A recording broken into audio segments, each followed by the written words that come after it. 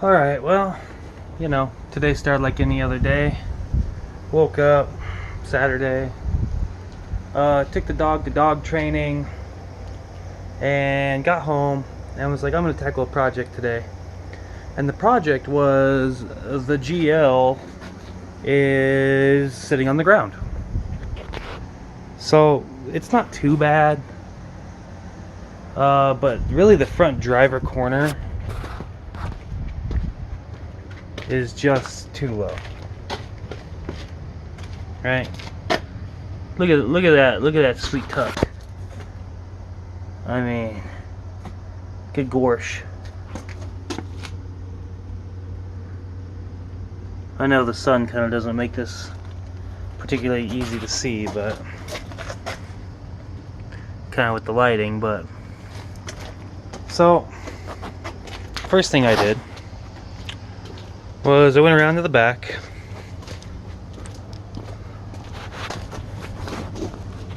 pulled the cover off the air tanks, and I checked for air in the tank. There's air in the tank.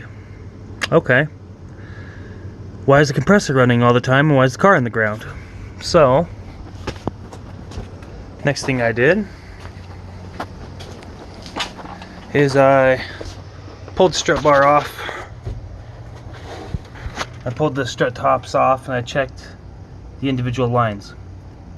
And there is air in that shock. And if you pull that line, it'll padoof and the car will drop. Same on this one. I just decided to check this one as well. Same thing, you pull it and the car goes down about an inch. But what's funny is when you start the car and it's running, the compressor just runs. And it runs till it overheats. It'll lift the front end up about an inch and then just stop lifting. So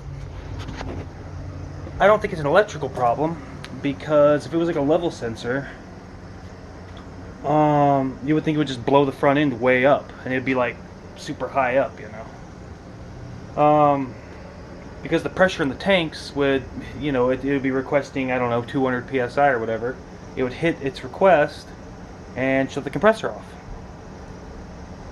If it was a level sensor, and the front end would be all high, or it would be low, but you know, either way, it wouldn't even be low, it would be high, because there'd be no leak and it'd keep cramming air in it thinking that it needs to go up because the compressor's running like crazy. So if the compressor's continually running, there's a leak. I mean, that's just the way it works. But everything I pulled apart so far has air in it, and it's holding air in the front suspension. What's going on? So I pulled the inner fender out here to check kind of the compressor. I did find that the looks like the air intake for the compressor was broke off, and you know, it was, you know, this was still clamped on there. There's still a clamp on it, but here's the clamp there. But yeah, so that was broke and it was just kind of dangling here, so we'll reattach the intake to the compressor. But I found the coolest thing on the compressor. See these little isolators here? Watch this. You ready?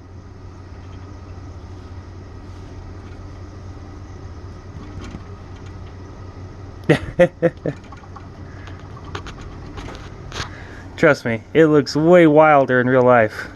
I mean, it moves a lot.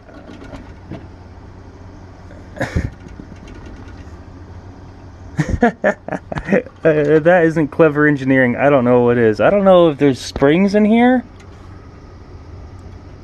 I don't know if, yeah, they got like springs inside these boots. It's just the two. It kills me. So there's the valve block I'm going for. Yeah, it looks like front bumper's got to come off.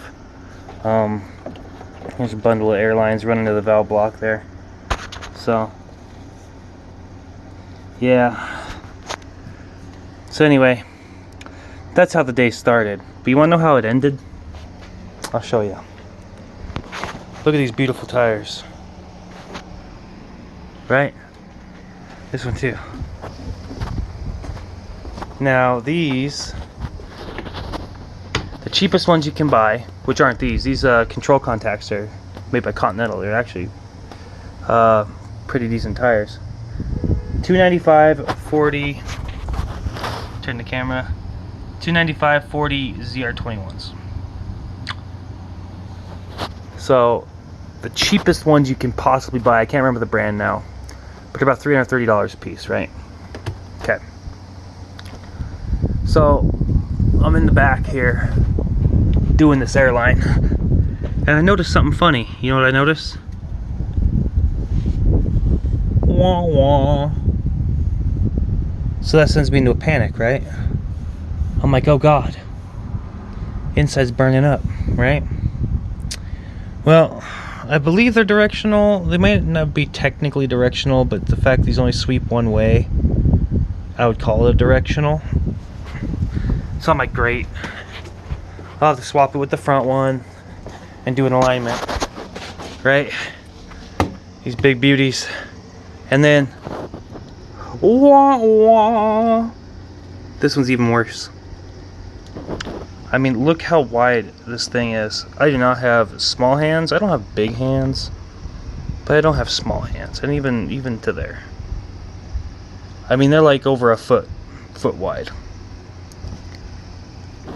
And the entire time I've owned this car, I look at it like this and I go, oh yeah, they look good. Look at all this tread. Yeah, they look good. I've never really kind of just really gotten so deep onto the last, what, finger's width of the inside. So it's $1,200 for a set of tires. Why do I buy such amazing cars? I'll never know. So fixing the air suspension's fun. At least try to find a leak. I don't know what I'm going to do with this alignment. I might just tow the rear and the front end like 2 turns until I can get it into a shop. But I mean, I'll have to swap it with the driver's sides, which look a lot better. And just pray this one with the belts showing doesn't go. This car doesn't go on the highway, really, just because that play in the steering rack, because it needs a rack.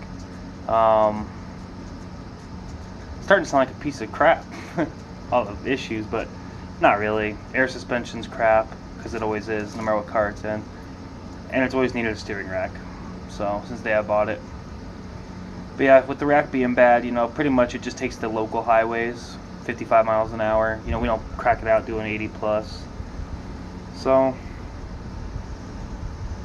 I think I'll just run these tires and just try to foam my toe a little bit, and I'll just tow it in a bit until I can figure something out. I don't even have money to buy tires for it, so I don't know what I'm gonna do. My brain hurts.